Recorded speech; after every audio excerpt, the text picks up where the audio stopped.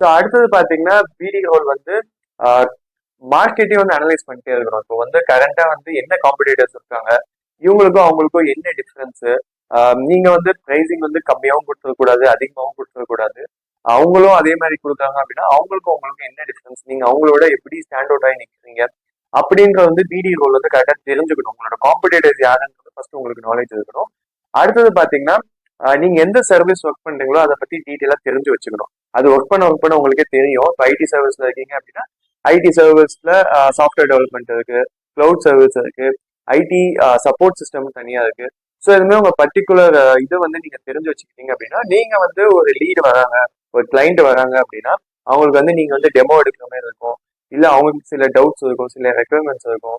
அதை ப்ராப்பரா கேதர் பண்ணி நீங்க வந்து அதை வந்து அடுத்த ப்ரொபோசல் நீங்க ரெடி பண்ணுவீங்க. அதுக்கு சில சமயம் கிளைண்ட் ஏதாவது கேட்கறாங்க அப்படின்னா உங்களுக்கு டேரக்டா தெரியும்.